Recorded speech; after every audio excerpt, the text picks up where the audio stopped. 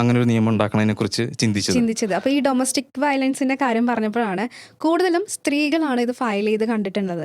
ശരിക്കും domestic violence പുരുഷന്മാരും face ചെയ്യുന്ന ഒരു കാര്യം തന്നെയാണ്. ഇതിപ്പോൾ ഫിസിക്കലി ഉണ്ട്, ഇല്ലെന്ന് പറയാൻ പറ്റില്ല, മെന്റലി ഉണ്ട്. അപ്പോൾ അത്തരത്തിൽ ഈ സ്ത്രീകൾക്കുള്ളതുപോലെ തന്നെ പുരുഷന്മാർക്കും ഇതുപോലത്തെ ഒരു ആക്ട് വേണ്ടതല്ലേ എന്നുള്ളൊരു കാര്യം പലരും ചോദിക്കുന്ന ഒരു ക്വസ്റ്റ്യൻ ആണ്. അപ്പോൾ ഇതിനോട് എങ്ങനെ പ്രതികരിക്കുന്നു? അത് ഒരു നിയമം എന്ന് പറയുമ്പോഴത്തേക്ക് എപ്പോഴും ഒരു ജനറലി നമുക്ക് നോക്കാനേ പറ്റുള്ളൂ.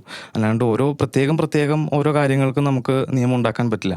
അപ്പോൾ നമ്മുടെ ഹിസ്റ്ററി നോക്കുമ്പോഴത്തേക്കും പുരുഷന്മാരാണ് എല്ലാത്തിലും മുൻപന്തിയിൽ നിൽക്കണം, എല്ലാത്തിനും ഇനിഷ്യേറ്റീവ് എടുക്കണം, എല്ലാവരും ഒരു കേപ്പബിൾ ആണ്.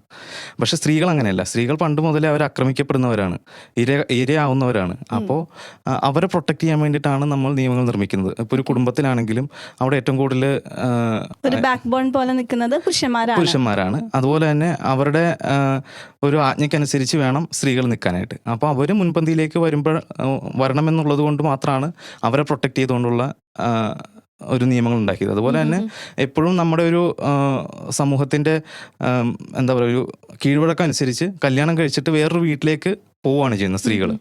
അപ്പോൾ അവിടെയാണ് സ്ത്രീകൾ ആക്രമിക്കപ്പെടാനായിട്ട് സാധ്യത കൂടുതൽ.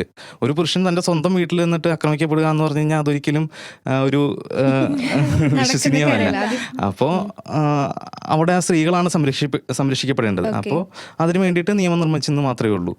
അല്ല, ഇപ്പം നമ്മുടെ കാലം ഒരുപാട് മാറി. ഇപ്പോൾ 2025 എത്തുമ്പം സൂയിസൈഡ് കേസുകൾ എടുത്ത് നോക്കുകയാണെങ്കിലും പുരുഷന്മാർ കുറേ പേര് സൂയിസൈഡ് ചെയ്യുന്നുണ്ട്. അപ്പം അവർ മെൻ്റലി സ്ട്രഗിൾ ചെയ്യുന്നുണ്ട്, കുറേ പ്രശ്നങ്ങൾ അവരും അനുഭവിക്കുന്നുണ്ട്. അപ്പം അവർക്കും ഇനിയൊരു നിയമം വരാനുള്ള സാധ്യതയുണ്ട് ഇല്ലേ? അങ്ങനെ പറയാൻ പറ്റില്ല. കാരണം ഞാൻ നേരത്തെ പറഞ്ഞ പോലെ ഭരണഘടന പ്രകാരം ആണിനും പെണ്ണിനും തുല്യനീതിയാണ്. പിന്നെ ഈ വീക്കർ സെക്ഷൻ ആയിട്ടുള്ള സ്ത്രീകൾക്ക് ഒരു അഡീഷണൽ പ്രൊട്ടക്ഷൻ നമ്മൾ നൽകുന്നുണ്ടെന്ന് മാത്രം. പക്ഷേ അങ്ങനെ ഒരു പുരുഷന് ഇതുപോലെ ഒരു വീക്കർ സെക്ഷൻ ആണെന്നോ അവർക്ക് ഒരു സംരക്ഷണം ആവശ്യമാണെന്നോ ഇതുവരെയുള്ളൊരു സെനറിയോ നോക്കുമ്പോഴത്തേക്കും അതിനുള്ള ഇതെന്താ പ്രശ്നം എന്ന് വെച്ച് കഴിഞ്ഞാൽ ഒരു നിയമം ഉണ്ടാക്കി കഴിഞ്ഞാൽ അത് ആ നിയമം പ്രാബല്യത്തിൽ അത് എക്സിക്യൂട്ട് ചെയ്യണമെങ്കിൽ നമുക്ക് തെളിവുകൾ വേണം. ഒരു പുരുഷൻ അറ്റാക്ക് ചെയ്യപ്പെടുകയാണ്, അങ്ങനെയാണെങ്കിൽ അതിനുള്ള ഒരു തെളിവുകൾ ആണ് ഏറ്റവും വലിയ ഇതിൽ പ്രശ്നം. അത് പ്രൂവ് ചെയ്യാനുള്ള പ്രശ്നങ്ങളാണ്. അപ്പോൾ അത് ഭാവിയിൽ ഇനി ഉണ്ടാവുമോ എന്നറിയില്ല. ഏതായാലും നിലവിൽ അങ്ങനെയുള്ള ഒരു ചർച്ചകൾ പോലും നടക്കുന്നില്ല അല്ലേ? ഇപ്പം നമ്മുടെ തുല്യനീതി എന്ന് പറഞ്ഞു